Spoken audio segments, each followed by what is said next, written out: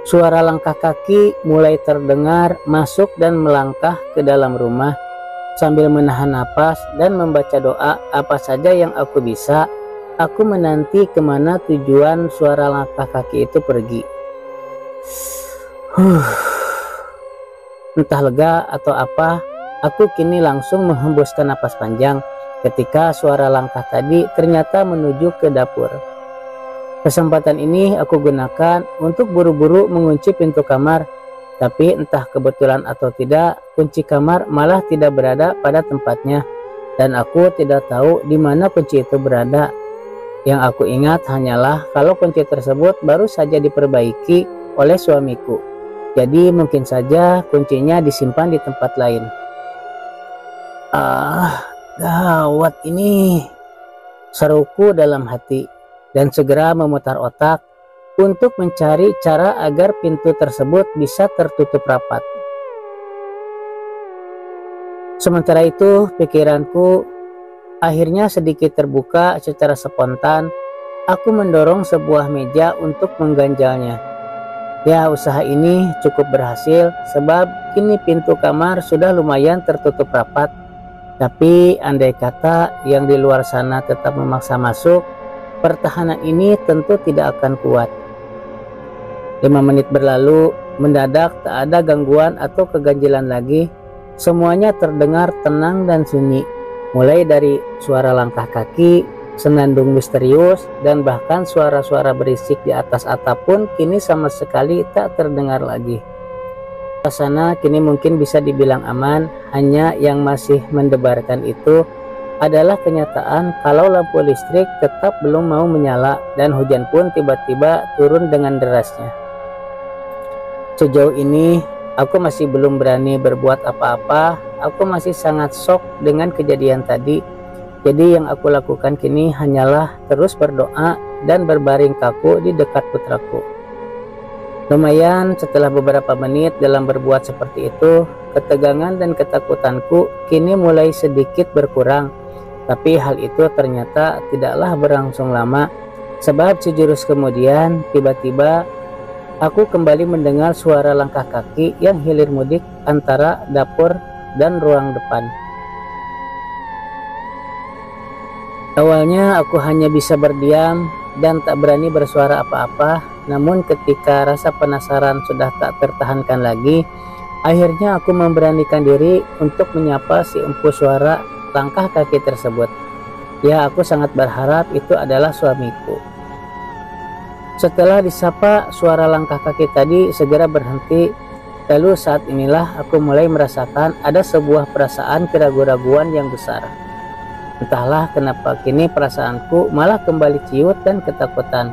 Hal ini pun diperparah lagi dengan perubahan tubuhku yang tiba-tiba bergidik dan merinding tak karuan. Sekali lagi aku menarik napas panjang dan berdoa semampunya untuk menenangkan perasaan aneh tersebut. Tapi tanpa bisa dicegah lagi, perasaanku kini malah semakin bertambah takut. Ini semua terjadi karena suara langkah kaki itu mulai terdengar melangkah menuju ke arah kamar. Tegang, takut, dan kaku itu sudah pasti. Tapi aku masih berusaha bangkit dan tetap memaksakan diri untuk kembali menyapa si empu suara tadi. Karena jujur saja, sampai detik ini, lagi-lagi aku masih berharap ini adalah suami ataupun salah satu dari keluargaku.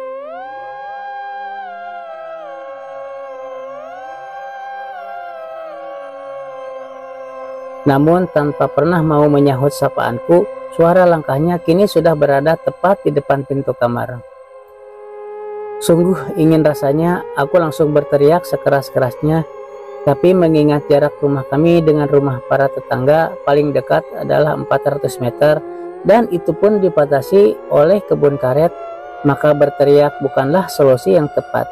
Jadi saat ini aku terpaksa hanya pasrah dan bersiap menunggu siapa yang akan muncul nanti. Aku yang sekarang hanya duduk mematung di dekat putraku cuma bisa melotot saat pintu kamar mulai perlahan terbuka, sedikit demi sedikit. Aroma parfum khas jenazah mulai menyeruak masuk. Lalu setelah itu sebuah kepala pelan-pelan mendongak ke dalam kamar.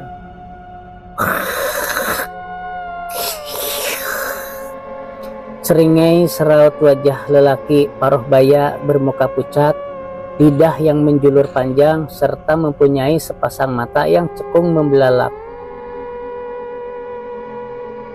"Astaga, kenapa kamu kesini? Apa salah kami?" teriakku spontan. Sebab aku langsung mengenali siapa sosok yang ada di hadapanku sekarang. Ya, ia adalah sosok orang yang meninggal dunia itu. Hanya itulah sahutan yang keluar dari mulutnya. Lalu kemudian ia perlahan memaksa masuk ke dalam kamar dengan gerakan pelan namun bertenaga. Gawat! Demi melihat aksinya tersebut secara refleks, aku langsung berusaha menyelamatkan diri, dan solusi satu-satunya adalah keluar melalui jendela kamar. Rencana ini muncul dalam pikiranku karena selain suara-suara senandung tadi sudah tak ada lagi. Jendelanya tersebut tidaklah terlalu tinggi, jadi melompat dari jendela itu adalah satu-satunya jalan yang paling baik. Keputusanku akhirnya sudah bulat, maka tanpa banyak pertimbangan lagi, aku segera membawa putraku berlari menuju ke arah jendela. Dalam ketakutan seperti ini, membuka pintu jendela bukanlah perkara yang mudah. Tapi meski begitu, aku masih punya sedikit waktu karena si lelaki paruh baya atau si mayat hidup tadi masih berada di depan pintu kamar. Jadi meski sempat hampir terjatuh, aku akhirnya berhasil keluar dan lari terbirit-birit. Sementara itu, dalam keadaan kalut dan panik luar biasa, aku sempat bingung harus berlari ke arah mana.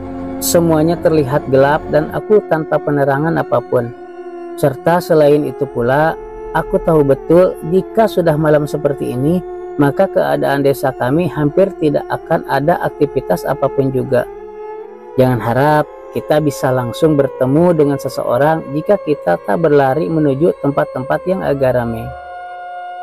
Sabar ya nak, Mama akan selamatkan kita, ucapku kepada putraku yang kala itu sangat kedinginan akibat air hujan yang terus-menerus mengguyur tubuh kami berdua.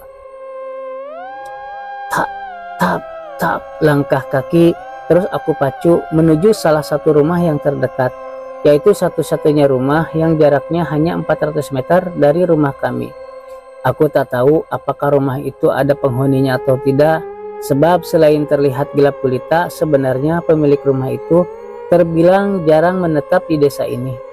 Jadi dengan penuh keraguan-raguan, aku terus berlari menuju rumah tersebut.